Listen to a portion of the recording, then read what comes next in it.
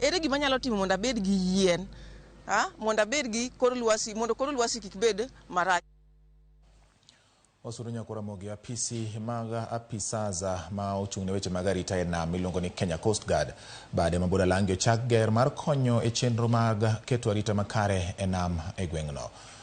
Koyango chenro no, County Commissioner ma Busia Irungo Masharia okwayo jolupo mondo luw chike mag lupo mondo wekelo gwandruok masiko neno e kindgi kod obila ma Uganda. Director maduong' mar Kenya Coast Guard e pachoka Bruno Shioso omero ni nyaka sani gisegolo jolupo mane omaki e piny mar Uganda ka gisani gitemo mar mondo mi gol mamoko marom adek mapod odong' e piny mar Uganda.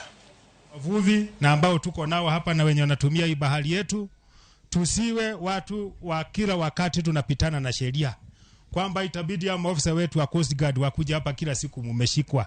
Sababu wale Waganda na sheria zao vile wanatekeleza sheria za baharini, mambo utatumia nyavu gani, utatumia taa gani kuvua omena na kadhalika, yao wanazingatia zaidi. Ndio maana sasa tunaongea maneno ya watu watatu ndio wamebaki kule. Wengi wao tunamaliza. Siku watu tunapigiwa simu, tunakimbia, tunaongea, tunamaliza. Hao watatu ndio wamebaki sababu washaingia kotini. Hiyo rais tu kuenda na kuwatoa kwa nchi nyingine.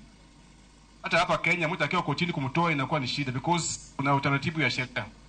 Na si acha tufuatilie. Tumefuatilia mpaka to very high levels. We are communicating, but we are trying to see that tunaona kama hapa mbele tunaweza saidika. Kama ni maneno ya protective gears kama jackets, they are very important because tunataka ukienda kule urudi ukiwa high.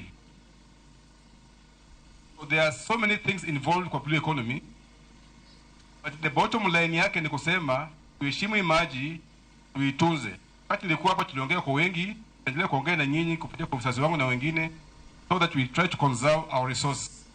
So leo tuende tupate hapa ya kukula, kuuza na ya kufanya maendeleo mengine. Kesho tuipate na kesho kutwa na hiyo.